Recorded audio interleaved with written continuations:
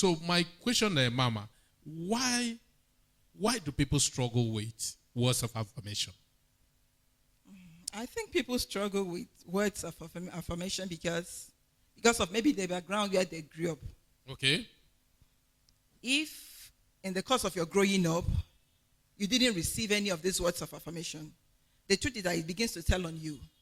And whatever you receive, if you don't learn and relearn, the truth is that in the long run, that is also the same thing that you will give out. Even in the course of your growing up, you were not used to maybe somebody saying, I love you, your parents saying thank you, your parents appreciating you for something that you have done. The truth is that when you grow, even in your own home, you still do the same thing. You will not give it out. Oh. You will hoard it. You know, you will just keep it to yourself. Even when you want to appreciate, even when you feel that the person is doing something good, you just feel like, why should I even say it out? I see. Why should I express it? You know? So I think people shouldn't hoard these things. Your background affects you a lot. Yes. Your background affects you. Okay, apart from background, which is a major factor really, apart from background, I think our personality type, people are different. There are people who are extroverts and there are people who are introverts. The extroverts find it easy to express themselves.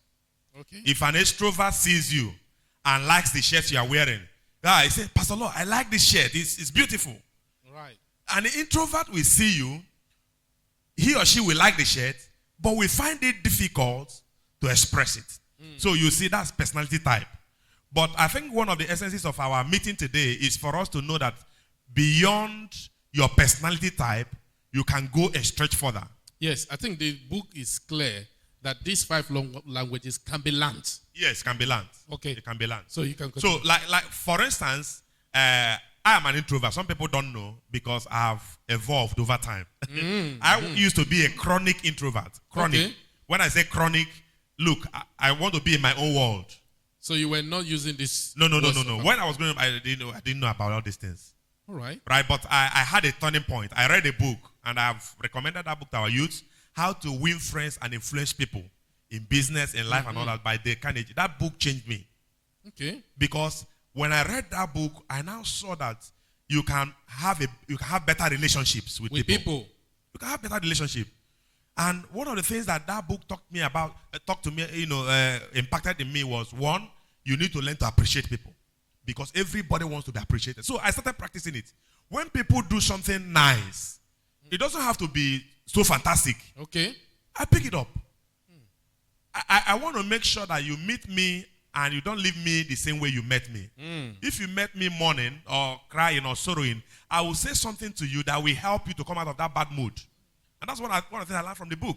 Right? So if somebody comes and is, like things are this, look, I will say something that will help you to get out of it. I want to, minister to that deepest need that every man has. I think that's what Joseph did to those 2 prisoners that came from the palace. Yes, they had a dream and they were down. Yeah. But he went out of his way to minister to them, apart from just taking care of them. Yeah. And that's something. But there's also the fact that sometimes people are afraid that, okay, this lady is not my wife. How can I compliment her?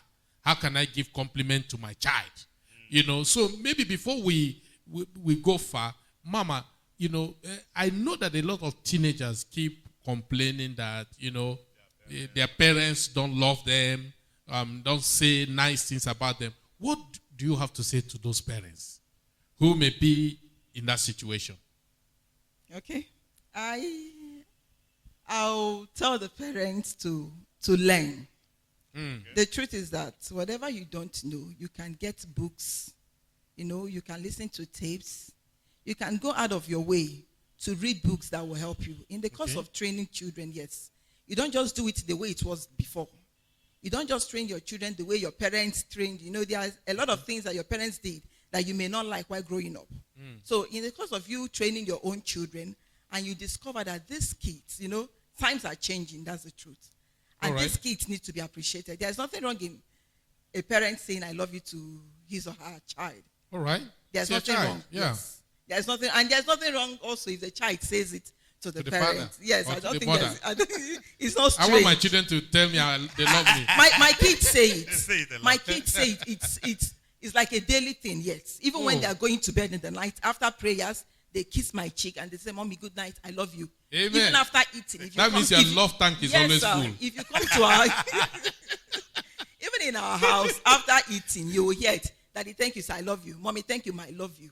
All right. It's something you can learn. And that's the kind of... It's constitutional in our home. Really. And that's what we need to have in every home. We need to have every home like that. But, so we've talked about a couple of things. People's background may limit them. People's personality and their makeup, fear, But there is this thing that we need to highlight tonight. And that is the fact that there are a lot of people who have had an experience with somebody. Okay. And maybe they hurt from that experience. They are still, somebody did something wrong to them. It doesn't have to be a spouse. It could be a work colleague. And they are still feeling bitter from that experience. So even when that person is doing something good now, they can no longer give compliment. They can no longer encourage the person. In fact, in their mind, they don't like the person again. So what will you say to such people? Okay. One of the things we must realize is that once you are still in this world, offenses will come. In fact, must come. Right? And if you are a believer, I believe that a lot of our audience today are Christians. So as Christians, Jesus has taught us forgiveness. Now, when you don't forgive and forget, right? Forgetting in the sense that you don't make reference to it, because there are people that even though they claim they have forgiven you, they will still remind you that you did it yesterday. Last year, that was what you did again. Last 2 years, you did it. So, keeping a record of wrongs. Yeah, they keep records of wrong. And that does not help us in expressing love. Because what we are talking about primarily tonight is how to express love to people around us, our neighbors, and build relationship. Right? So, you must learn that past is past. If somebody offended you yesterday, that was yesterday. Come today with a new attitude, new look, new expectation. Right? Especially if the person has apologized and said, I'm sorry, I didn't do this intentionally. So if the person is relating with you now, don't look at the person with the, let me put on quote, the eye of yesterday. All right. With the same attitude that you had when the person did that. If the person has apologized and you have, has confessed to you, let it go. So essentially for you to have good relationship with people, you must learn to forget. And you must learn to forgive. You must learn to forgive. Get past the past. Past is past. Bury the past. Don't treat somebody today based on your experience of yesterday. Yeah. We must learn to grow. We must learn to keep moving forward. There's something that I really want to ask here. Because, like I mentioned to you, there's something I do whenever I go to a funeral. I like to get the booklet. And one of the things I see consistently is the way people write good things about the person that has died. I don't know, Mama, have you experienced that? So, and I keep asking myself, these things that they are writing, do they tell the people why they are alive? Most times the answer is no. Okay? Yeah. And how can we be better, at expressing, because I'm sure if I'm not here today, and, a lot of people are going to write some wonderful things about Pastor Lau, but how many people are saying how many people have come to tell me those wonderful things? I think the truth is that we should learn to verbalize some of these things. Yes, we should learn to verbalize it. Okay. Say it out. Don't just keep it to yourself. Don't wait until the person dies before you now write, epistle. Write something long. Say it out. Right. And I think, when we do some of these things, it helps the relationship to grow. And apart from that, I also think that it helps the person to even be better. For instance, to know who he or she really is. Yeah. I talked about emotional tank, right? So when someone is appreciated, one of the things that happens to the person is that the person wants to do more. Yeah. The person you want to do more. If, for instance, I did something and say, that thing you did was fantastic. Something clicks to my mind that, if that was good, it means I can do more. Yes. You can do more. And you are beginning to know your area of strength. Yeah. Yes. It means, wow. And you're knowing your ministry as well. As well, yeah. So if people like this, then I want to. So, but the fact that we are waiting for people to die before we say it, a lot of people will go to the grave with some of the things they would have done that they never did. That's right. Because we never gave them feedback. We never give them feedback. So, in fact, that's a very important point. Because in my office, there's something we call feedback. And, giving people positive feedback where they're doing something. So, I think, even though we're talking about one big word, words of affirmation, it's really about giving people feedback positive feedback in the things that they are doing right. Yeah. If somebody is doing something right, give that person feedback because the person may not know. Yes. The person may not realize it. And that is why appreciating what somebody has done is a form of feedback. Look, this thing you did means so much to me. This is how it has affected me.